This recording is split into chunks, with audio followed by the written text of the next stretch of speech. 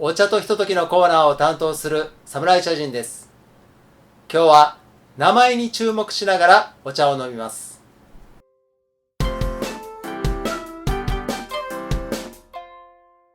ちょっと前に私の古くからの友人がその方の地元愛媛の四国中央市のお茶を持ってきてくれました。これがそのお茶なんですが、2つありまして、まれものというお茶と月の雫というお茶、どちらも煎茶なんですね。で、すごくね、いい煎茶なんですよ。で、このお茶、ちょっと見てもらいたいんですけども、まれものがですね、こちら、こんな感じになります。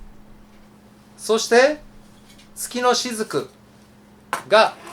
こんな感じなんですね。比べてみると、こちらがまれもの、そしてこちらが月の雫。見た感じはね、ほとんど変わらないっていうことなんですけども、この名前が違うということで、その名前を想像しながら飲んでみると、味がどのように感じられるかっていうのを早速やってみます。では、まれものから入れていきましょう。まずは、お茶の葉を入れます。すっごく綺麗ですよね、見た感じ。そしてお湯を入れて、入れ方のポイントとしては70度くらいのお湯で1分くらいっていう風に書いてあったんで、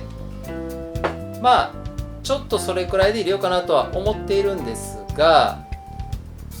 若干ね、まれものっていうその非常に珍しい希少の木という漢字が当ててあるので、絶対美味しいはずなので、ちょっとね、気持ち低めのお湯の温度で入れようと考えています。持った感じ、今60度くらいまで下げた感じですね。そしてしばらくお茶の葉っぱが開く様子を見ましょう。このまれものっていう名前、どういうイメージ想像されますか？私はですね、非常に珍しい、そしていいというイメージなんですよね。で、どちらかというと、ちょっと寝かせた感じというか、いろいろな時を経ても価値が、さらに上がっていくというイメージがあるので、決してね、フレッシュな味わいっていうイメージではないんですよね。で、そのすごく落ち着いた味わい、旨味もしっかり感じられる味わいのお茶なのかなっていう想像をしてます。お茶の葉っぱふわっと開いてきましたね。なんかね、じっくりと待って入れた方がよりまれものっていうイメージと相まって美味しく感じるんじゃないのかなと勝手に想像しております。そういうね、イメージっていうのも自分の中でしながら味を想像するっていうのも美味しいお茶の入れ方なんじゃないのかなって思ってます。さあ、最後の一滴まで注いでいきましょう。非常に透き通った綺麗な色合いのお茶ですね。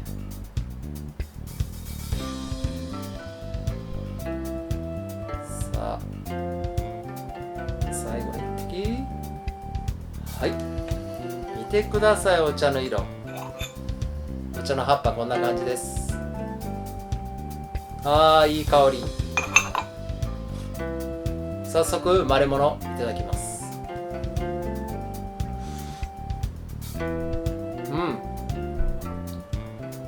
口の中にわっと広がる美味しい味わいですね。ほんとほっこりする、そういった味わいですね。美味しい。じゃあ続いて月の雫いただきましょう。月の雫っていうのは若干ね、まれものに比べて色合いが色合いは変わらんかな。ちょっと細かいような感じがしますね。そしてお湯を冷ましていきます。これもね70度くらいって書いてあったんですが、どちらかというと若干ねお湯の温度もう気持ち冷ました方がいいと思うんですよね。なんか好きって言ったらどうしてもね冷たいイメージというか、そんなに熱いイメージはないんですよね。なので先ほどのマレモノに比べて若干少なめというか、お湯の温度ですね、低めですね、少なめじゃなくてにした方がよりその魅力は引き出せるんじゃないのかなと思います。そしてまたこちらお茶の葉っぱ開く様子をじっくり見ましょう。いやー、これすごくね広がっていく様子、じわーっと見るのいいですね。お湯の温度を若干低めにしたので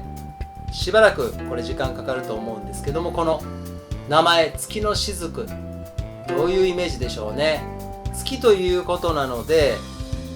夜空に浮かぶ満月でしょうか。でそこからポタポタと雫が落ちてきて、その雫を集めたようなお茶というイメージなんですよね。なので色合いはちょっとね、光り輝く黄色というか白っぽい黄色というか、なんかそういうイメージですね。で味も透き通った感じといいますかね。なんかそういうのをイメージしながらお茶の葉っぱを見ながらですね、またこのパッケージとかも見ながらね、月の雫、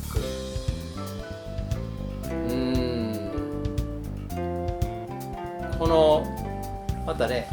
ラベルが月っていうこのちょっと夜空っぽいイメージですよね。なので色合いとかもこの生産者の方が込めているメッセージというか、そういう風なのも感じながらお茶を入れるっていうのはすごいいいですよね。見てください、綺麗な色ですね。夜空に浮かぶ月のような満月の色ですね。そしてほら見てください、これポタポタ、まさにこれ雫が垂れ落ちていく様子。これ逆再生したらね、この満月の月からポタポタと落ちていく様子っていうイメージになるんじゃないですか。うわー綺麗。こちらも最後の一滴、最後の一雫まで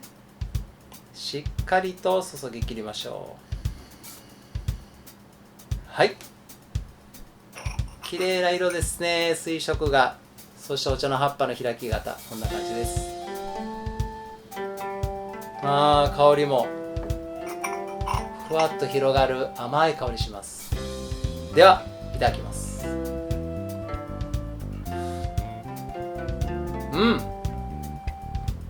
しっかりと味わい出てますね。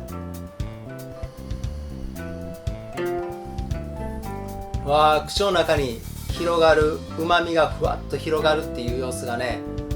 すごく美味しいですよ。マレモノと比べるとマレモノの方が若干ね薄めに出てますね。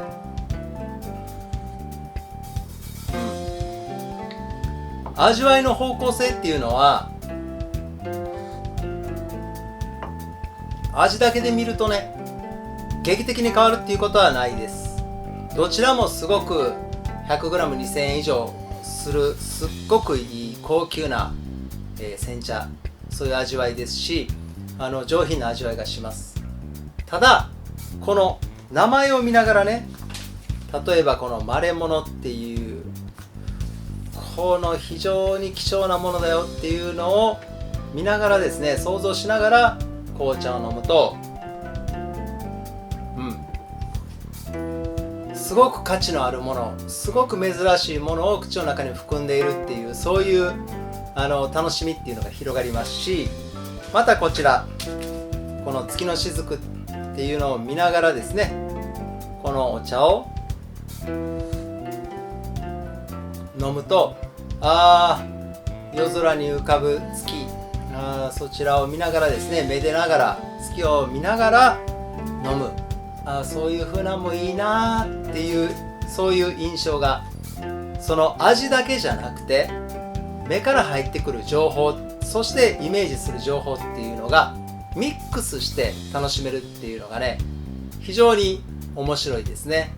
で、お茶って言えば煎茶、玉露、抹茶みたいな、そういうお茶の種類っていう名前がありますが、それぞれのお茶屋さんが